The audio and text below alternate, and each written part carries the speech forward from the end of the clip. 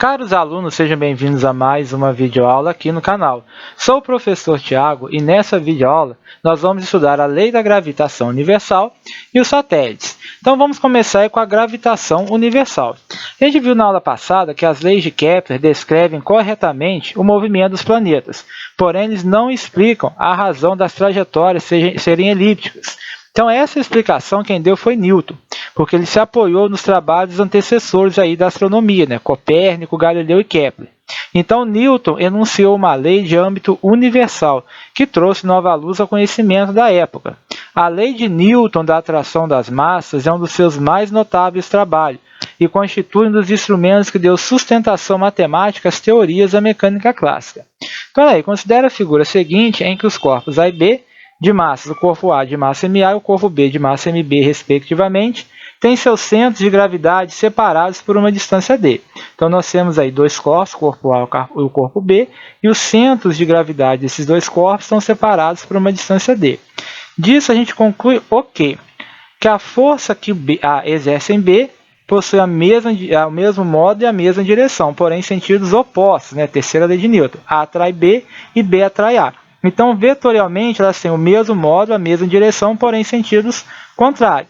E em modo, elas são iguais. A força que A exerce em B é igual à força que B exerce em A. Isso a gente já viu aí pela terceira lei de Newton. Então, olha aí. As forças trocadas por A e B têm a mesma natureza daquela responsável pela manutenção da Lua em sua órbita em torno da Terra e também daquela responsável pela queda de corpos nas vizinhanças de um astro. São forças atrativas de origem gravitacional. Então, o que quer dizer? Dois corpos que possuem massa se atraem mutuamente. Essa força é uma força gravitacional. Então, quaisquer dois corpos que possuam massa, um vai puxar o outro. Então, da mesma forma que a Terra puxa uma pedra que cai aqui na sua superfície, a pedra também está puxando a Terra. Essas duas forças têm a mesma intensidade, a mesma direção, porém em sentidos opostos, de acordo com a terceira lei de Newton. Só que como a massa da Terra é muito maior, então a Terra, o movimento vai ser da pedra em direção à superfície da Terra, e não o contrário. Então, olha aí, as intensidades da força que A exerce em B e que B exerce em A são diretamente proporcionais ao produto das massas MA e MB, mas inversamente proporcionais ao quadrado da distância d. O que isso quer dizer? Quanto maior for a massa dos dois corpos que estão se atraindo, maior vai ser a intensidade da força de atração. Porém, quanto maior for a distância que os separa, menor será essa força. Então, representando por F a intensidade da força que A exerce em B ou que B exerce em A, a gente pode escrever o quê? Essa força gravitacional é igual a G vezes MA vezes MB, dividido pela distância ao quadrado, onde F é a intensidade da força de atração gravitacional, a força de interação dos dois corpos. G é a constante da gravitação, que a gente vai falar um pouquinho dela um pouco mais à frente. MA é a massa do corpo A, MB é a massa do corpo B e D é a distância dos centros de massa dos dois corpos, certo? Então, essa daí é a equação que rege a gravitação universal. Ela serve para quaisquer dois corpos de massa, MA e MB, separados por uma distância d. Ela é universal, ela vale para qualquer corpo do universo. Por isso que ela é chamada de lei da gravitação universal. Beleza?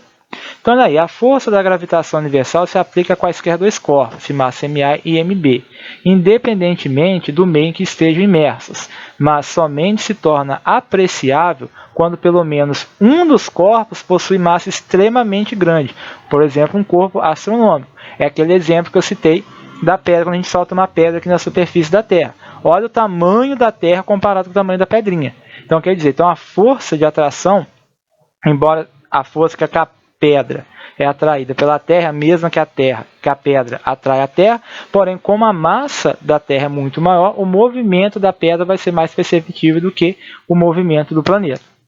Então, a constante G, aquela que a gente viu lá, ela é denominada constante da gravitação, e o seu valor numérico no mesmo sistema de unidades independe do meio em que os corpos se encontram, ou seja, o valor dela é igual para qualquer corpo no universo.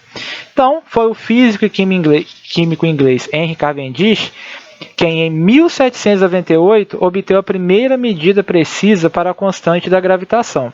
Ele utilizou uma balança de torção, no qual ele mediu a intensidade da força atrativa entre dois pares de corpos de massas conhecidas, e com base nos dados obtidos, ele calculou o valor de G.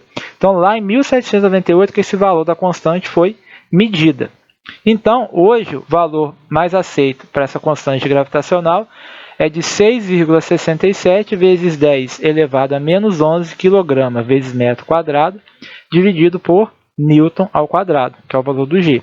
Por que existe esse valor? Se você pegar o valor de duas massas, multiplicar os seus valores e dividir pela distância ao quadrado, esse valor é muito maior que o valor da força. Então, você tem que multiplicar por um número para que o lado esquerdo, que é o valor da força, fique igual ao lado direito. Esse valor é a constante gravitacional G, que é esse valor aí, 6,67 vezes 10 a menos 11 kg por metro quadrado, Newton quadrado. Foi o que o Cavendish fez. Ele conhecia o valor da força, conhecia o valor das duas massas e conhecia o valor da distância que separavam as duas massas. Então, ele conseguiu calcular o valor de G para conseguir igualar essa equação, certo? Então, vamos agora estudar como varia a intensidade F da força de atração gravitacional entre dois corpos de massa mzão e mzinho em função da distância d entre os seus centros de gravidade. Então, a gente viu que quanto maior a distância, menor a força, e ela cai com o quadrado da distância. Então, levando em consideração que F é inversamente proporcional ao quadrado da distância, a gente tem o seguinte quadro. Se a distância é d, a força vai ser F. Agora, se eu dobrar a distância, ao invés de ser d for 2d, lembra que essa distância é ao quadrado. Então, 2 ao quadrado vai dar o quê? 4. Então, a minha força vai ficar dividida por 4. Se eu triplicar a distância, 3d, no que eu elevar ao quadrado, vai ficar 9d ao quadrado. Então, ou seja, a minha força cai para 1/9 do valor original, vai ficar F sobre 9. E se eu quadruplicar a distância, 4d, o meu novo valor da força vai ser dividido, vai ficar 1/16 do valor original, porque 4 ao quadrado dá 16. Então, o valor da força vai ficar F sobre 16. Então, vamos observar aí, olha, a variação de F em função de d, da distância, né? A variação da força em função da distância, observada aí nesse gráfico. Então, como é que está aí?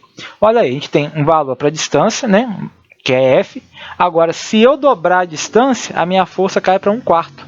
Então, ou seja, quanto maior a distância entre dois corpos, menor é a interação gravitacional entre eles. Olha aí, para 3D e para 4D. Então, à medida que você vai aumentando a distância, a força vai caindo consideravelmente. Beleza? Agora a gente vai ver o conceito de campo gravitacional. O Newton ele não propôs uma explicação para o fato de o Sol agir na Terra, ou da Terra agir na Lua, ou de a Terra agir num corpo que cai nela, e vice-versa, sem um meio de transmissão de forças. Atualmente, usa-se o conceito de campo gravitacional. Então, o que vem a ser um campo gravitacional? Então, olha aí, considera-se que todo corpo material origina, na região do espaço ao seu redor, um campo de forças, no caso aí denominado de campo gravitacional. Nós não podemos vê-lo e não podemos tocá-lo, mas podemos verificar a sua existência com um corpo de prova. Então, como é que eu sei que tem um campo gravitacional aqui ao meu redor? É só pegar qualquer objeto e soltar. Ele vai interagir com a Terra vai interagir com ele e vai puxar ele para o chão. Então, o que aconteceu? Esse corpo ele entrou no campo gravitacional do planeta Terra. A mesma coisa acontece, por exemplo, com um cometa, um asteroide que passa perto da Terra. Se ele atingir o campo gravitacional da Terra, a força de gravidade da Terra vai puxar esse meteoro aqui para a Terra. Então, qualquer partícula material origina na região do espaço ao seu redor um campo de forças denominado campo gravitacional. No caso de um corpo esférico homogêneo, podemos considerar para regiões externas a esse corpo que toda a sua massa está localizada em seu centro. Então, olha nessa figurinha aí. A gente tem essa figurinha aí, o planeta Terra, e esse negócio que está em volta seria o campo gravitacional. Observa que aí, nessa região, o que está acontecendo? O planeta Terra está modificando essa região. Então, qualquer corpo que passar ali nessa região que está aí ondulada, ele vai ser atraído pelo campo gravitacional da Terra. Então, observe aí na figura a seguir que para cada ponto do espaço que circunda um corpo de massa m, associamos um vetor denominado vetor campo gravitacional G, ou simplesmente campo gravitacional definido de tal forma que quando nesse ponto colocamos um corpo de massa m, que vai ser o nosso corpo de prova, ele fica sujeito a uma força dada por força do campo de prova igual a massa vezes a aceleração da gravidade. Então, ou seja, responsável aí pela verificação do campo gravitacional é a força peso. Então, a gente vai igualar essa expressão com a lei da gravitação universal, ou seja, a força peso é igual à força gravitacional. Quem que é a força peso? Massa vezes a gravidade. Quem que é a força gravitacional? A constante gravitacional, a massa do planeta, vezes a massa do corpo de prova, dividido pela distância ao quadrado, a distância do centro de massa do planeta até onde está o corpo de prova, m. M minúsculo do lado esquerdo, M minúsculo do lado direito, a gente corta. Então, isso daí nos leva a G, que é a aceleração da gravidade, é igual a constante gravitacional vezes a massa do planeta dividido pela distância ao quadrado, né? Então, onde D é a distância do centro de gravidade até o ponto considerado. Então, a gente vai supor que essa distância seja igual ao raio do planeta. Então, qual que é o valor da aceleração da gravidade na superfície do planeta? Então, como é que eu faço para chegar nesse valor? Então, eu sei que a aceleração da gravidade G é igual a constante gravitacional, 6,67 vezes 10 a menos 11 kg metro quadrado por newton quadrado, vezes a massa do planeta, dividido pelo raio do planeta ao quadrado. Então, esse é o valor da aceleração da gravidade na superfície do planeta ou um outro corpo qualquer.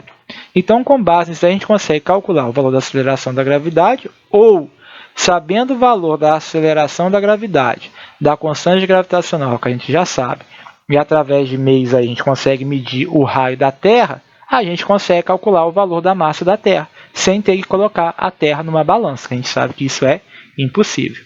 Muito bem, então vamos resolver aí o primeiro exemplo. Exemplo 1.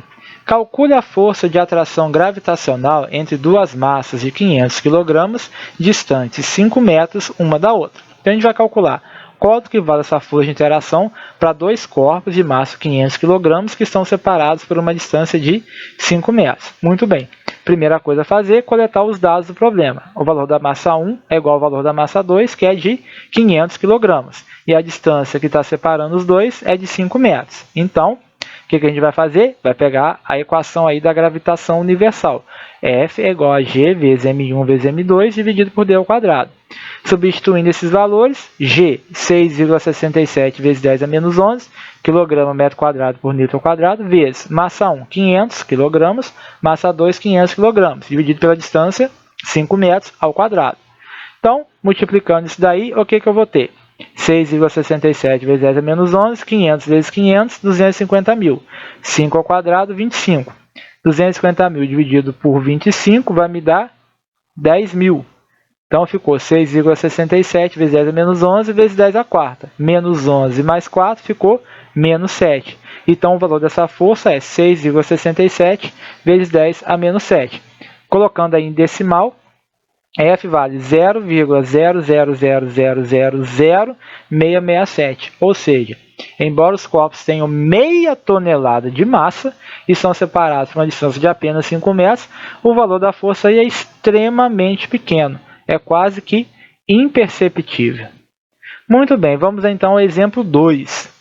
Em uma competição de salto em distância, um comentarista diz que, em razão da altitude do local em que a competição está acontecendo, as pessoas ficam mais leves e têm, portanto, melhor desempenho. Como a gente viu, né, o valor da gravidade vai diminuir à medida que a distância aumenta, né, o raio do planeta aumenta. Então, se você tiver um ponto muito alto, o valor de G vai ficar menor. Então, olha aí. Letra A. Em que altitude o peso de uma pessoa ficaria reduzido em 10%? Considere o campo gravitacional nível do mar com 9,86 segundo ao quadrado e o raio da Terra igual a 6.400 km. Então, vamos pegar esses dados e vamos calcular qual seria a altitude que o peso da gente fica reduzido em 10%. Então, vamos lá. Eu vou calcular um novo valor da aceleração da gravidade, que eu chamei de G'. Esse G', ele é 90% do valor de G. 90%, 90 sobre 100, 0,9 G. Então, meu novo valor da aceleração da gravidade vai ser 0,9, o valor que eu tenho. O raio da Terra, 6.400 km, que equivale a 6.400.000 metros, ou seja, 6,4 vezes 10 elevado a 6 metros. Então, como é que vai ficar? Vou substituir aí, ó. Quem equivale ao meu G'? A gente sabe que a aceleração da gravidade é a constante gravitacional, a massa da Terra dividido pelo raio da Terra ao quadrado. Mas se eu quero calcular qual é essa altitude, o que eu vou ter que fazer? Eu vou ter que pegar o raio da Terra e somar com ele a altura h que eu quero saber. Então, o meu G' vai ser a constante gravitacional G vezes a massa da Terra dividido pelo raio da Terra mais o h, essa altura que eu quero saber, isso tudo ao quadrado, que vai ser igual a 0,9, o valor de G que eu já sei, que é massa da Terra dividido pelo raio da Terra ao quadrado. Muito bem. Então, o que eu vou fazer? Olha aí a figurinha ilustrando. Então, R é o raio da Terra e H vai ser a altura que eu quero saber. Desse ponto P, essa altura do ponto P em relação à superfície da Terra, no qual o valor do peso diminui 10%. Então, olha aí. O que eu vou fazer? Vou substituir massa da Terra esquerda com massa da Terra direita. Eu corto. Então, ficou 1.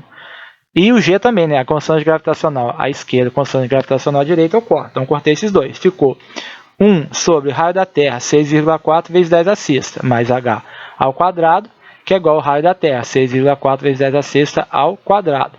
Multipliquei cruzado, 0,9 vezes 6,4 vezes 10 a sexta mais h ao quadrado, é igual a 6,4 vezes 10,6 ao quadrado. Muito bem. 0,9 que multiplica 6,4 vezes 10 a sexta mais h ao quadrado é igual a 6,4 ao quadrado, 40,96. 10 a sexta ao quadrado, 10 a 12. Então, o 0,9 está multiplicando, passa para lá dividindo. 6,4 vezes 10 a sexta mais h ao quadrado é igual a 40,96 vezes 10 elevado a 12, dividido por 0,9, que vai dar 4,55 vezes 10 elevado a 13. Como 6,4 vezes 10 a sexta mais h está ao quadrado, eu jogo para lá na raiz. Então, vai ficar 6,4 vezes 10 a sexta mais h é igual a raiz de 4,55 vezes 10 elevado a 13. Esse valor dá 6,7 vezes 10 elevado a sexta metros, né? Então, olha aí, 6,4 vezes 10 a sexta mais h é igual a 6,7 vezes 10 a sexta. 6,4 vezes 10 a sexta somando, passo para lá subtraindo. Então, h vai ficar 6,7 vezes 10 a sexta menos 6,4 vezes 10 a sexta. 6,7 menos 6,4 vai dar 0,3. Então, 0,3 vezes 10 a sexta, que dá 300.000 metros ou 300 quilômetros. Ou seja, para o peso de uma pessoa ser reduzido em cerca de 10%, a altura seria da ordem de 300 quilômetros, ou seja, 300.000 metros de altura. Vamos ver aí na letra B. Existe algum ponto na superfície da Terra que obedeça a essa condição? O que a gente sabe? Não, esse valor está muito além das maiores altitudes que encontramos em nosso planeta. As mais altas montanhas não ultrapassam mais de 10 km. Como a gente já sabe, o ponto mais alto aqui no nosso planeta Terra é o Monte Everest. E a altitude dele em relação ao nível do mar é de 8.848 metros. Então, para a gente perder aí 10% do nosso peso, teria que ser 300.000 metros, ou seja, muito maior aí que os 8.800 metros do Monte Everest, certo? Muito bem, então vamos para o segundo assunto da nossa aula aí, que são os satélites, né? Responsáveis aí, na sua maioria, pelas telecomunicações, né? Pela internet, telefone celular, né? As comunicações, televisão, e também previsão do tempo, satélites de meteorológicos e tudo mais. Então, muito bem. Considere a figura a seguir em que um satélite genérico de massa m gravita em órbita circular em torno de um planeta de massa mzão. Representemos por r o raio da órbita e por g a constante da gravitação. Então, nós temos aí um satélite girando em torno de um planeta. R é a distância do centro de gravidade do planeta até a órbita desse satélite, que a gente vai considerar como sendo circular. Então, como prevê, por exemplo, a segunda lei de Kepler, se a órbita descrita pelo satélite é circular, o seu movimento é um movimento circular uniforme. E também pode ser justificado pelo fato da força gravitacional entre o satélite e o planeta ser perpendicular, ou seja, formar 90 graus com a velocidade. Então, a primeira coisa que a gente vai fazer é determinar a velocidade orbital v do satélite. Então, quem que está fazendo o papel da resultante centrípeta? Então, a gente sabe que a força gravitacional que o satélite recebe do planeta é a resultante centrípeta em seu movimento circular e uniforme. Então, a força gravitacional é igual a sua resultante centrípeta, a força centrípeta. A força gravitacional, G, massa do planeta, vezes massa do satélite, dividido pelo raio ao quadrado, é igual a massa do satélite, mzinho, velocidade orbital dele, v ao quadrado, dividido por r. Mzinho da esquerda, Mzinho da direita, corta. Então, como é que vai ficar? IRzinho ao quadrado na esquerda com R à direita, corta, sobrando R. Então, eu vou ter que G, Mzão sobre R é igual a V ao quadrado. O V está ao quadrado, passa para o outro lado como raiz. Então, a minha velocidade orbital do satélite vai ser igual a raiz quadrada da constante gravitacional vezes a massa do planeta dividida pelo raio da órbita. Então, observe aí que a velocidade orbital do satélite não depende da massa do satélite e é inversamente proporcional à raiz quadrada do raio da órbita. Beleza? Agora, a gente vai calcular o período de revolução t. É o tempo que ele gasta para dar uma volta em torno do planeta. Então, olha aí. Como o satélite realiza um movimento circular uniforme, a gente viu lá na videoaula do movimento circular uniforme, a velocidade dele vai ser 2πr dividido pelo período t. Então, trocando t e a velocidade de posição, eu vou ter que o meu período é igual a 2πr sobre v. Mas a gente já calculou o v no item anterior, v igual a raiz de gm sobre r. Então, substituindo, o que eu vou ter? O meu período vai ser 2πr sobre raiz de g vezes m sobre r. Então, divisão de fração, multiplica a primeira, 2πr, pelo inverso da segunda, que vai ser r sobre gm. Então, portanto, como é que vai ficar isso daí? Olha lá. O meu período vai ser 2π raiz de raio ao cubo sobre gm. Como eu não consigo tirar aquele r de dentro da raiz, o que eu vou fazer? Eu vou pegar esse r que está do lado de fora e colocar ele dentro da raiz. Então, se ele está do lado de fora, para ele entrar na raiz, eu tenho que colocar ele ao quadrado. R ao quadrado vezes r vai dar r ao cubo. Então, por isso que aí dentro da raiz está r ao cubo, sobre g vezes m. Então, observe também que o período independe da massa do satélite. E ele também é proporcional à raiz quadrada do cubo do r. Então, se outro satélite com massa diferente do primeiro descrevesse a mesma órbita, esse seria percorrida também com o mesmo período de revolução. Então, o período, o tempo que ele gasta para dar uma volta em torno do planeta, não depende da massa dele. Vai depender apenas da distância que ele estiver do centro do planeta. Certo? E agora, por fim, vamos fazer o lançamento horizontal com entrada em órbita. Ou seja, você vai lançar um corpo com uma velocidade aí. Quanto que vale essa velocidade para que o corpo entre na órbita de um planeta? Então, vamos supor que um determinado corpo seja lançado sucessivas vezes, ou horizontalmente, de um mesmo ponto muito próximo da superfície terrestre, com uma velocidade de intensidade cada vez maior. E, lógico, a gente vai desprezar também a influência do ar. Então, chegará uma situação em que um corpo não mais voltará a estabelecer contato com o solo. Ele vai fazer o quê? O que vai acontecer com ele? Ele vai entrar em órbita, permanecendo indefinidamente a cair sobre a ação da gravidade, igual está nessa figurinha aí. Ó. Olha a primeira trajetória em preto. Eu lancei, ele caiu. Depois lancei com uma velocidade maior, ele caiu um pouquinho mais distante. Na terceira tentativa, uma velocidade maior, ele caiu um pouco mais distante. Na quarta tentativa, eu lancei com uma velocidade tão grande que ele foi caindo, e à medida que ele ia caindo, ele ia acompanhando o contorno da Terra. Então, ou seja, ele está caindo indefinidamente. Ele está sempre caindo. Só que ele nunca vai chegar no chão. Por isso que lá na estação espacial parece que eles não têm gravidade, mas na realidade eles têm gravidade. Como a estação espacial está orbitando em torno da Terra, seria como se a estação espacial estivesse caindo em direção à Terra. Só que ela estava realizando um movimento circular em torno da Terra, que é esse caso aí. Então, essa é a impressão que dá, de que não tem gravidade, mas tem gravidade sim. O que está acontecendo é que os astronautas lá dentro, bem como a estação espacial, estão em queda livre. Só que eles nunca vão chegar no chão. Então, olha aí.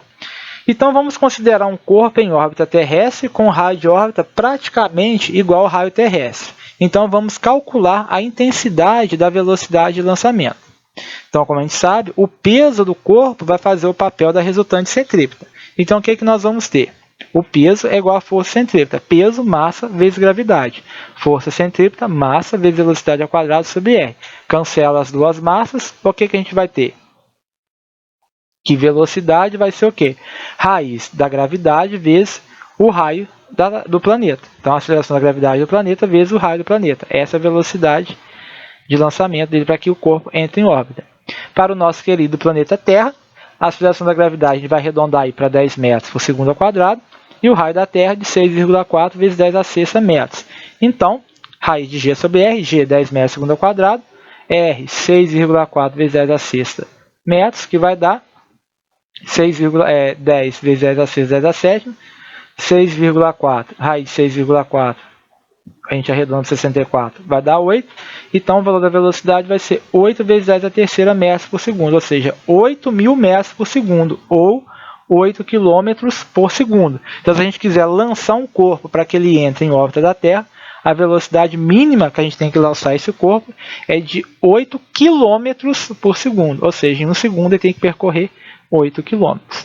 Muito bem, vamos fazer aí o exemplo 3. Os satélites artificiais podem ser utilizados para estudos climáticos e previsão de furacões. Em julho de 2004, a NASA lançou o satélite Aura, cuja órbita circular está a 700 km de altitude em relação à superfície da Terra.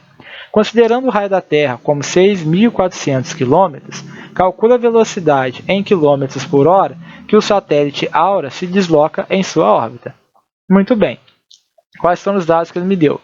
Eu sei que a distância, o R lá, vai ser o raio da Terra, mais o raio da órbita, que é a distância da superfície até onde ele está, que vai ser 6.400 km mais 700 km em relação ao nível do mar, que vai dar 7.100 km.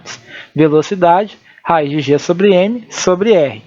Então, substituindo esses valores, G 6,67 vezes 10 elevado a 11, massa 6 vezes 10 elevado a 24 e o raio 7,1 vezes 10 a sexta.